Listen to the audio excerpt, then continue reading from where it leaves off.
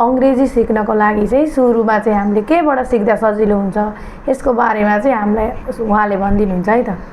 सुरुबाट सुरु गर्न चाहिँ किन सुरु गर्न खोजेको? बोल्न लेख्न खोज्नु थालिहाल्ने हो भने इजेएमआरबाट सुरु गर्नुपर्छ। इजेएमआरबाट सुरु गर्दा त यो कति सजिलो लाज लाग्छ जस्तो कुरा गर्नुहुन्छ धेरै जसो साथीहरूले। तर यस्तो छ, मैले त्यो कन्सेप्ट जेनरल कन्सेप्ट बुझेको छु। अब पूर्ण चाहिँ बिए पढिसकेको छु। मैले कुनै इन्स्टिट्युटमा कुनै सरलाई कन्सल्ट गरेँ, मलाई इजेएमआरबाट पढाउन सुरु गराउँदा कस्तो नराम्रो फिलिङ आउँछ होइन। तर त्यो वास्तवमा तपाईँलाई विश्वास गर्नु चाहिँ त्यो चाहिँ फाउन्डेसन हो क्या। फाउन्डेसन भनेको तपाईँको जगै गलत भयो भने त कसरी हुन्छ? इजेएमआरबाट सुरु गर्दा बन्ने सेन्टेन्सहरू कति राम्रो हुन्छ। जस्तै मलाई चाहिँ पानी परेको म बिहानमा चाहिँ पुरा तातो चिया मनपर्छ। I am fond of hot chiya on a rainy morning होइन कति राम्रो भयो सेन्टेन्स। त्यस्तै Arnav is a big fan of Raghav अथवा विराट कोहली होइन, a big fan. Kathmandu and Delhi are a very crowded cities are very busy cities. यी सेन्टेन्सहरू कति राम्रा सेन्टेन्स हुन्छ। यसको चाहिँ यिनको यो फाउन्डेसनमा हामीले बसेर धेरै राम्रा वाक्यहरू बनाउन सक्छौँ। त्यसैले यसबाट सुरु गर्दा राम्रो हुन्छ भनेको। राम्रो रहेछ त। अब यसलाई चाहिँ यसको स्ट्रक्चर लेखेर स्क्रिनमा सुरु गरौँ न त है।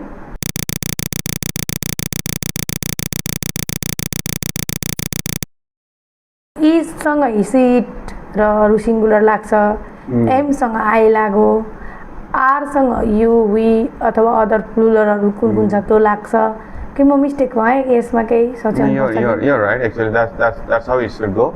अफर्मेटिभ सेन्टेन्सका लागि केही वाक्यहरू बनाऊ। म चाहिँ हजुरले नेपालीमा भन्नु, म चाहिँ त्यसलाई अङ्ग्रेजीमा अनुवाद गर्छु है त। Okay, let's try it. Affirmative सेन्टेन्समा स्ट्रक्चर मैले रिक्याप गरिदिन्छु। Subject plus is am are plus noun पनि हुनसक्छ, एडजेक्टिभ पनि हुनसक्छ है त। उनी दार्जिलिङकी एक प्रतिभाशाली गायिका हुनलाई अङ्ग्रेजीमा के भन्ने? सी इज के हो? प्रतिभाशाली भन्नु। प्रतिभाशालीलाई के भन्नु पर्यो? के भन्नु है? Talented singer from Darjeeling. Singer from Darjeeling. आज तरकारी बजार निकै भिड छ। Market is very crowd today. Crowd छ भनेपछि इज क्राउड त भएन। Is crowded. Vegetable market is very crowded today. अर्को ट्राई गर्नुहुन्छ? हामी आउँदो तीजलाई, तीज आउँदैछ नि त, आउँदो तीजलाई लिएर उत्साहित छौँ। We are very excited about Teej. Upcoming Teej कि कमिङ तीज? आउँदो भइया। We are very exciting about upcoming Teej. That's fine, that's really great. अब नेगेटिभ सेन्टेन्स पनि गर्नु। नेगेटिभ सेन्टेन्स पनि म सेन्टेन्स बताउँछु, अङ्ग्रेजीमा अनुवाद गर्नु होला है त। यी आँपहरू मिठा छैनन्। This mangoes are not tasty. Tasty is fine, तर स्वीट भन्नु पर्यो। ओके। उनी अहिले चिया पसलमा छैनन्। He is not at tea shop now. At the tea shop now. यस्तो किन द राख्यो भने नि यो कुरो पनि ध्यान दिनुपर्छ हामीले। हामी युजली बोल्दाखेरि लेख्दाखेरि आर्टिकल अमिट गर्थ्यौँ। यदि हामीले लेखेको अथवा बोलेको सेन्टेन्समा सिङ्गुलर नाउन छ भने कि ए अथवा एन राख्नु पर्यो कि द राख्नु पर्यो। यहाँ चाहिँ द किन राख्यो भने कुन विशेष चिया पसलको बारेमा हामी कुरा गरिरहेको छौँ, हामीलाई थाहा छ होइन। हामी चलचित्रको लागि ढिला भएका छैनौँ अथवा चलचित्र छोडिदिउँ, इन्टरभ्यूको लागि ढिला भएका छैनौँ, के भन्नु? We have not been late for interview. Mistake भयो त। दिस इज एक्चुअली हामीले भन्न चाहिँ प्रेजेन्ट पर्फेक्ट टेन्समा पनि त्यो एकुरेटै जस्तो सुनियो। हजुर। जस्तै मिनिङ वाज भएका छौँ, एका छौँ, प्रेजेन्ट पर्फेक्ट टेन्स भनेर गऱ्यो, तर त्यस्तो लिटरल पनि गर्नु हुँदैन। We are not late for the interview today. Okay. We are not late for the interview. एका छैनौँ छ, त्यही भएर मैले यादमा युज। यस्तो हुन्छ हामी म थाकेको छु भनेर आई हेभ बिन टायर्ड भन्नु परेन, त्यो पनि मिल्छ। द्याट इज समथिङ एल्स, त्यो अलिक फरक चिज हो क्या। अब लास्ट यो नेगेटिभको अर्को एउटा सेन्टेन्स तपाईँ गर्नुहोस्। तपाईँको अडियन्सलाई पनि समय दिनु सोच्ने। मलाई फुटबल हेर्न रुचि छैन, चाख छैन। इन्ट्रेस्टेड भन्ने चाहिँ I am not interested at watching football. सोच्दै हुन्छ audience, actually it is a wrong expression. In हुन्छ। इन्ट्रेस्टेड इन है। You did good, really good. अब क्वेसन सेन्टेन्स पनि भनिदिनु नि त मलाई, म त चेन्ज गर्न खोज्छु, म त जान्दिनँ पनि। क्वेसन सेन्टेन्स एउटा हेरौँ। तिम्रो बा घरमा छन् अथवा बोल्दाखेरि छन् भन्दाखेरि मान्छे कसैले मेरो शब्दलाई लिएर एक प्रकारको अब्जेक्सन आएको छ actually let's pick up what people usually say बा घरमा छन् तिम्रो तिम्रो बा पनि छैन भन्न चाहिँ त्यही त तिम्रो बा भन्दैनौ है बुवा घरमा हुनुहुन्छ बुवा घरमा हुन्छ द्याट्स फाइन ओके के भन्ने ट्रान्सलेसन गर्नु त is your father at home right now like मैले गरिदिएँ त बुवा घरमा हुनुहुन्छ तिम्रो बुवा घरमा हुनुहुन्छ तिम्रो बुवा अहिले घरमा हुनुहुन्छ भन्न खोजेको होइन तिमी खेलका लागि तयार छौ के भन्नुपर्छ के तिमी के पर्दैन के चल्छ तिमी खेलका लागि तयार छौ ला के गर्ने अंग्रेजी बनाउने are you ready for game Again, you missed out the mark. Are you ready for the game. Okay are you ready for the game तिम्रो आँखाको रङ कस्तो छ What color is your eyes? Are your eyes? What color are your eyes? यसलाई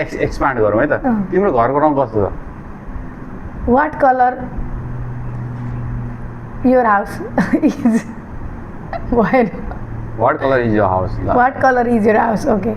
सबैभन्दा नजिकैको बस stop कहाँ छ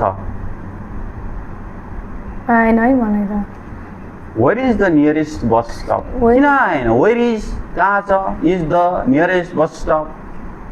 यो सुन्तलाको मूल्य कति How much are these oranges?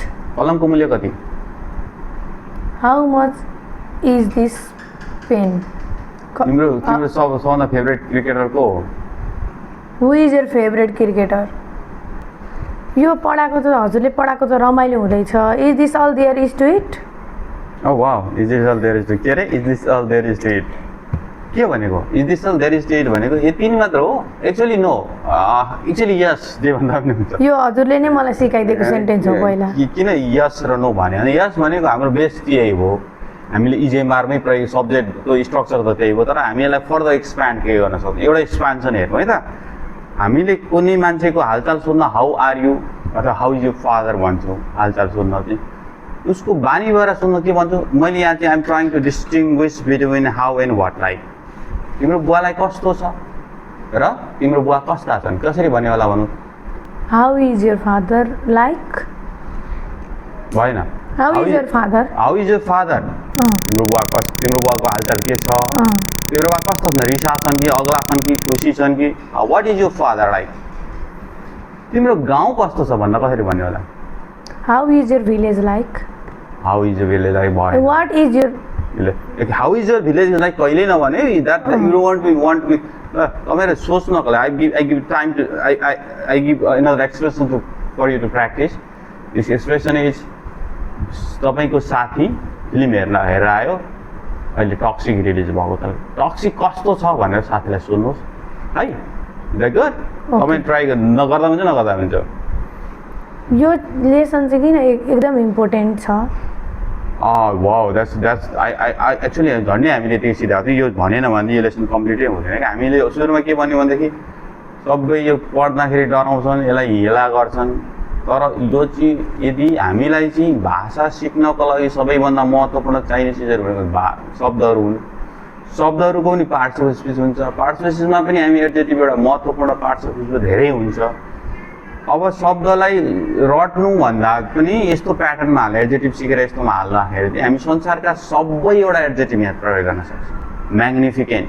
भव्य द टेम्पल इज म्याग्निफिकेन्ट होइन सिग्निफिकेन्ट महत्त्वपूर्ण generous my wife is not generous enough fond of I am fond of you so meaning that अब तपाईँहरू जिआरई गर्दै हुन्छ रट्ने could be a short term strategy you mug up words that's beautiful thing होइन beautiful पनि you name is how you want तर mugging up भन्दा पनि तपाईँ कुनै कन्टेक्स्टमा एउटा एडजेक्टिभ जस्तै तपाईँले चाहिँ एउटा चाहिँ पार्सिमोनियस भन्ने एउटा शब्द मैले अलिक एडभान्स पारेँ तपाईँहरू सबैलाई उपयोगी त हुँदैन पार्सिमोनियस भनेको चाहिँ